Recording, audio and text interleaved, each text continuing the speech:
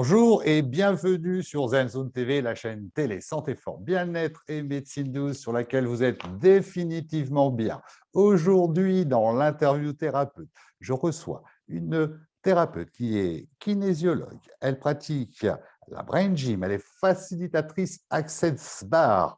Elle pratique également le flow consulting et ça, on va en parler parce que ça m'intéresse, je ne connais pas trop. Elle va tout nous dire.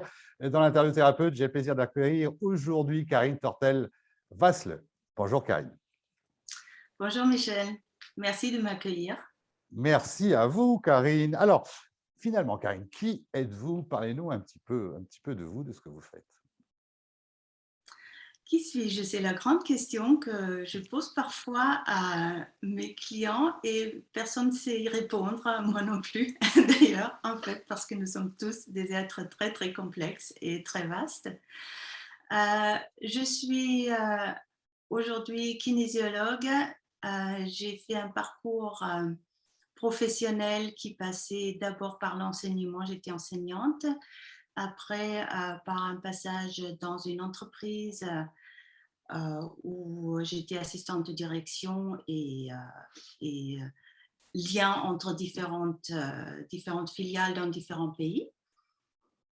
Vous allez remarquer mon petit accent, alors vous allez me poser la question. Karine, nous allons le dire, on va l'avouer, vous êtes d'origine autrichienne avec un joli petit accent autrichien. Voilà Karine. Voilà, donc ça, ce sont mes origines. Aujourd'hui, je suis installée dans la Drôme. Depuis une quinzaine d'années, je pratique maintenant la kinésiologie de manière professionnelle et j'accueille des clients dans mon cabinet qui est situé à Jaillant, dans la Drôme. À Jaillant, dans la Drôme, dans le 26. Alors, vous avez plusieurs cordes à votre arc, vous savez faire beaucoup de choses. Karine, quel est votre parcours de vie? Qu'est-ce qui a fait qu'un beau jour, vous ayez eu envie d'accompagner les autres, de rentrer dans la relation d'aide? Racontez-nous un petit peu tout ça, Karine. Ben, je crois que la première apparition de ce fil était déjà très tôt dans ma vie, la compassion que je pouvais avoir pour les autres et qui passait d'abord par deux choses. J'avais moi-même des problèmes de santé auxquels le monde médical ne pouvait pas trouver de réponse et où il posait les réponses un peu définitives, tu vas avoir ça toute ta vie et quand tu seras vieille, ça va s'améliorer, ce qui est une perspective un peu lointaine pour une petite fille. Euh, et de l'autre côté, j'ai pu observer, j'ai vu très vite comment l'apprentissage peut être facile pour les uns et difficile pour les autres et à quel point cette facilité était liée à l'état dans lequel pouvait être l'enfant. Donc j'ai observé ça à mes camarades de classe. Euh, Ceux qui avaient des difficultés étaient tellement sous pression que moi, petite fille, je me suis dit, mais comment elle peut apprendre dans cet état-là?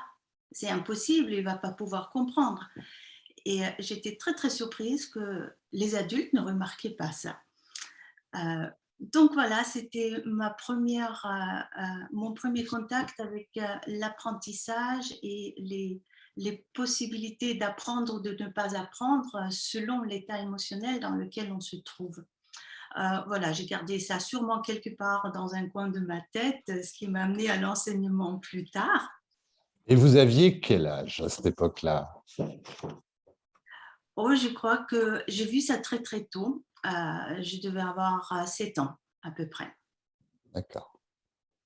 J'étais observatrice et mise dans une situation où c'était vraiment très, très flagrant, en fait. Il y avait un des professeurs de l'école qui était très dur avec les enfants et je pouvais donc observer un peu les ravages que ça pouvait faire ou les blocages que ça pouvait faire pour ces enfants qui étaient soumis à ces agissements. Voilà, donc j'étais en observation, j'étais pas un enfant qui était concerné parce que ce professeur, elle se prenait qu'aux garçons Et donc, je savais que j'étais quelque part protégée en sécurité. Voilà. D'accord. Alors, donc, écoutez, la kinésiologie, les gens connaissent.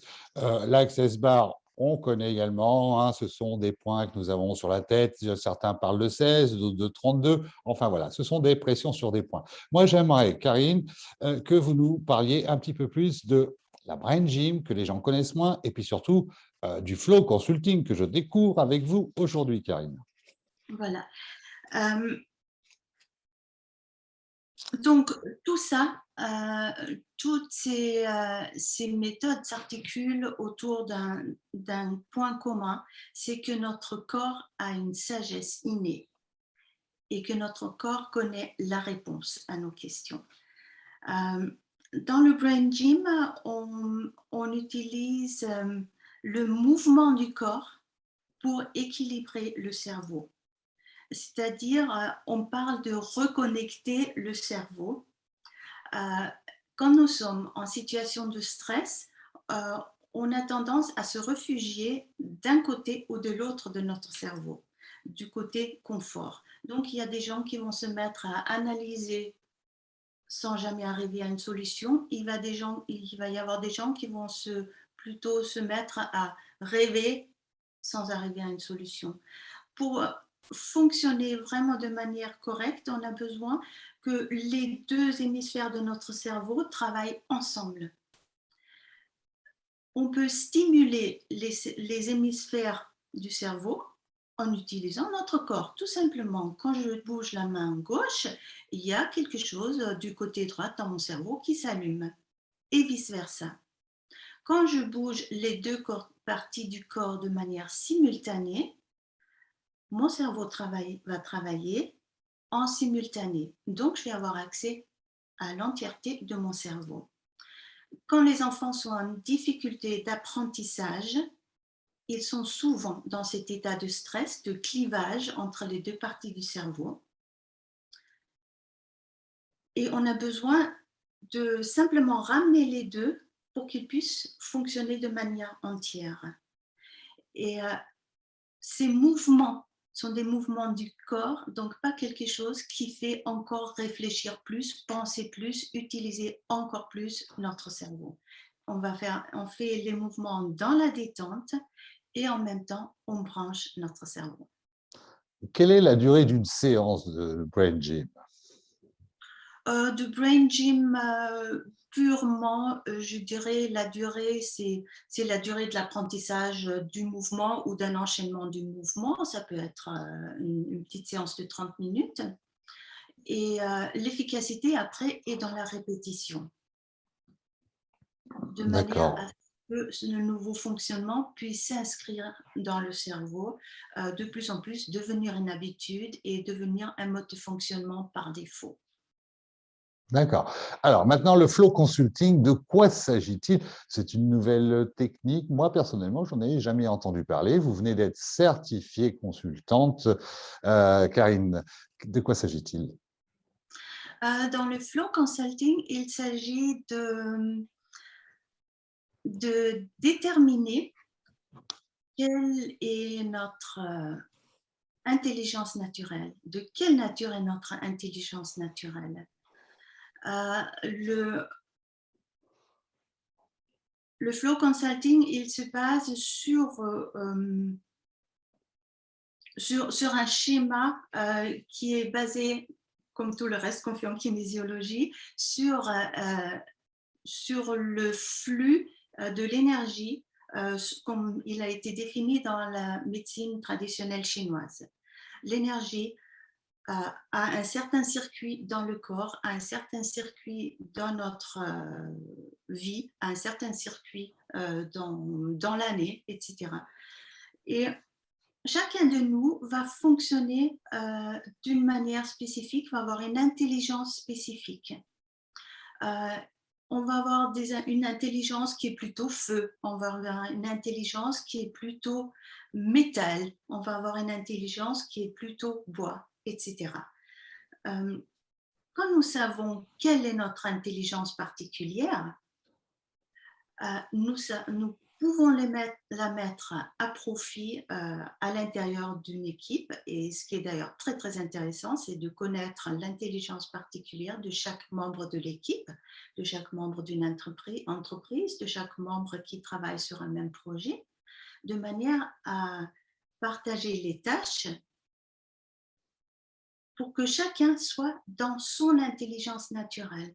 Et quand nous sommes dans notre intelligence naturelle, nous sommes dans ce qu'on appelle le flow, dans cette fluidité, facilité, dans laquelle L'aisance. l'aisance, oui, dans laquelle on oublie le temps finalement. Euh, on est presque en état méditatif parce qu'on est tellement là-dedans et ça nous fait plaisir. Ce n'est pas quelque chose qui nous épuise, c'est quelque chose où on se donne à fond sans vraiment être dans l'effort. Alors, il y a certaines énergies qui sont plus valorisées que d'autres dans notre société. Et c'est très, très intéressant de pouvoir valoriser aussi les autres énergies. L'énergie du feu, ben voilà, quoi, c'est l'énergie qui se voit le plus. Ce sont les gens qui sont très extravertis, qui parlent, qui ont le contact facile avec tout le monde, qui fusionnent d'idées, qui foisonnent d'idées, pardon, etc.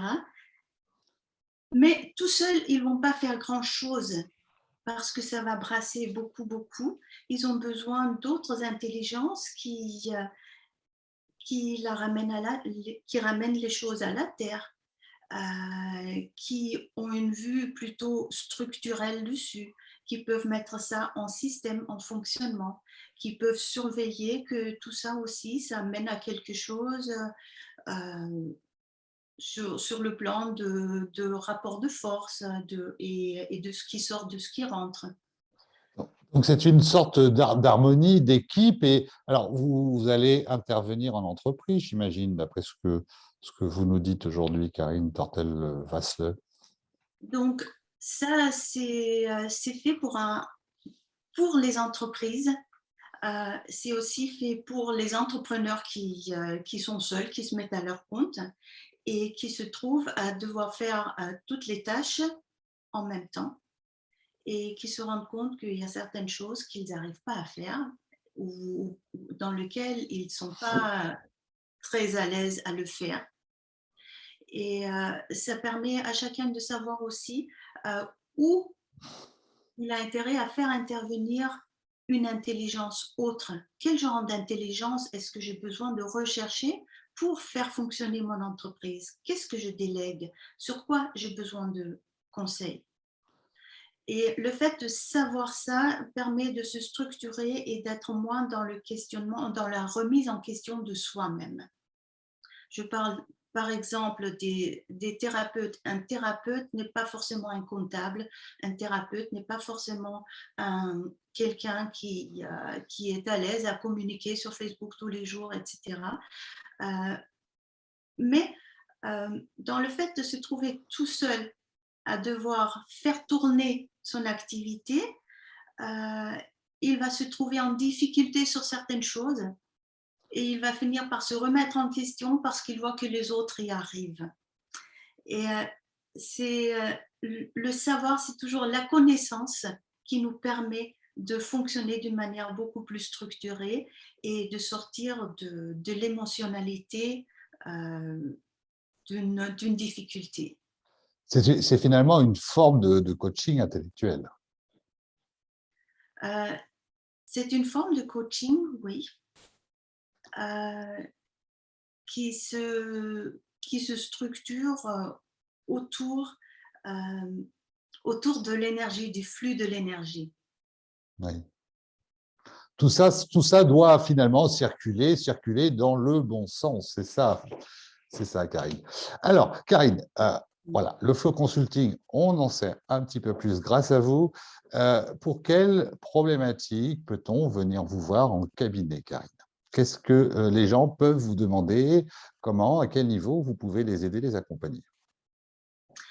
En cabinet, je peux les accompagner du coup avec toute cette panoplie sur 3 niveaux.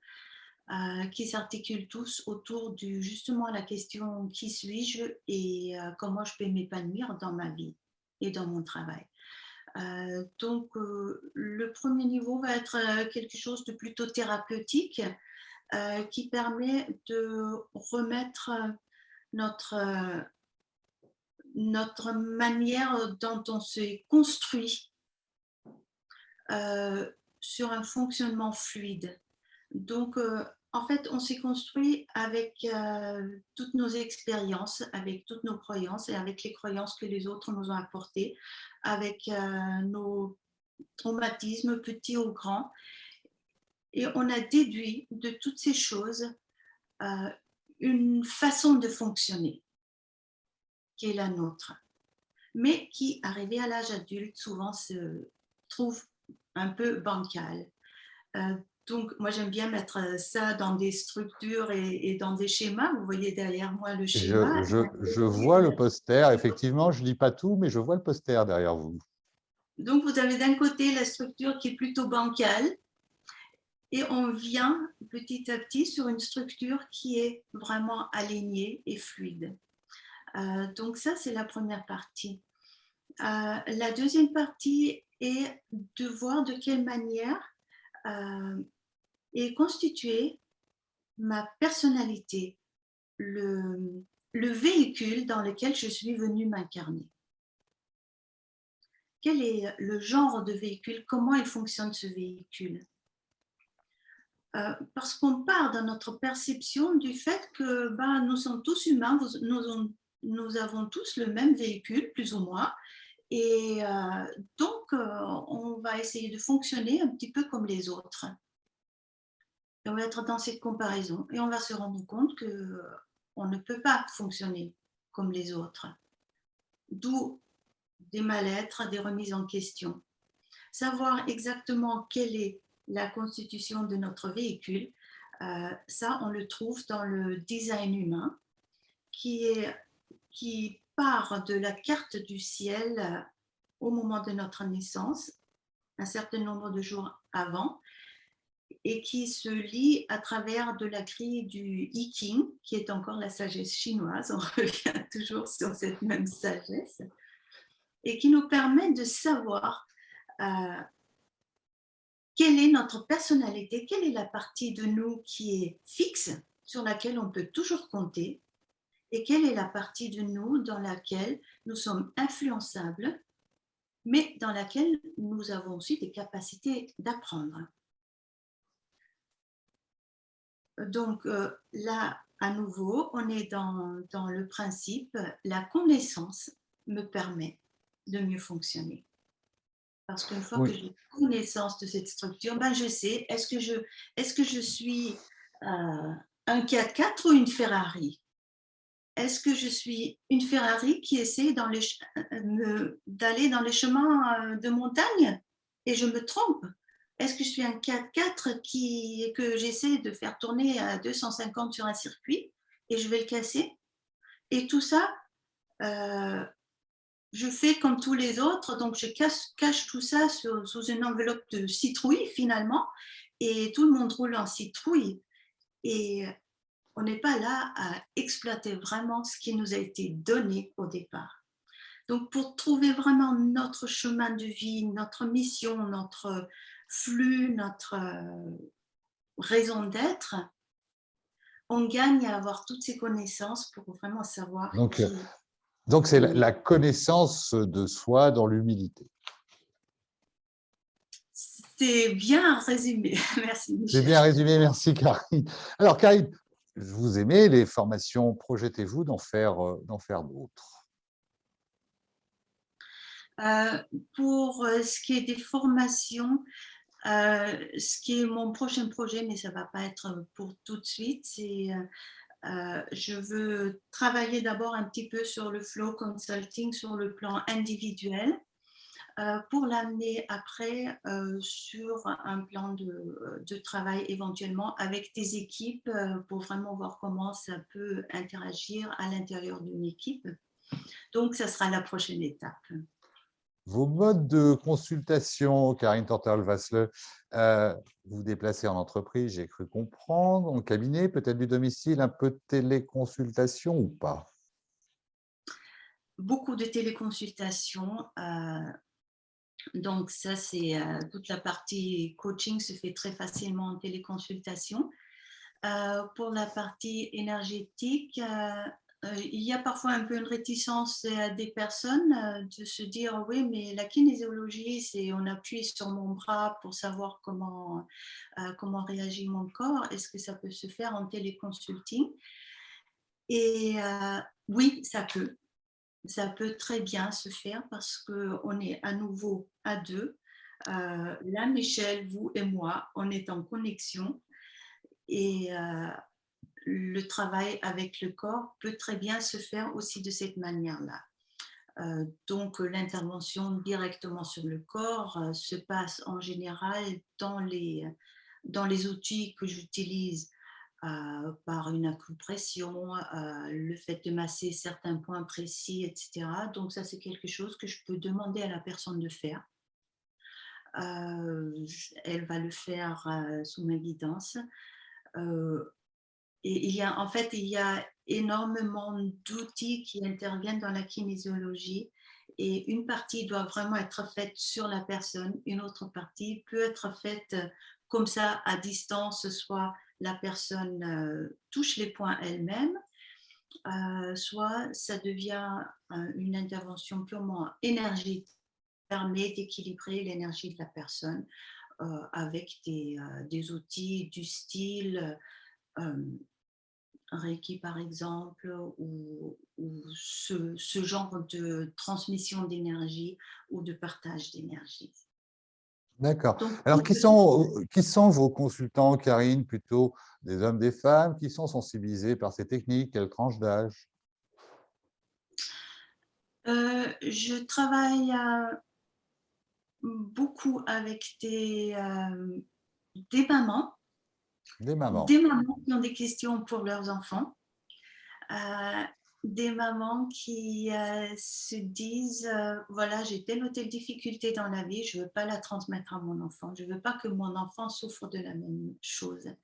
Donc je me rends compte que, les la plupart de mes consultants sont des femmes qui ont une grande sensibilité et qui ont besoin de comprendre comment fonctionne leur sensibilité, comment ça s'articule pour eux-mêmes, pour sortir du mal-être, aller dans le bien-être et pour pouvoir transmettre un bon fonctionnement à leurs enfants également.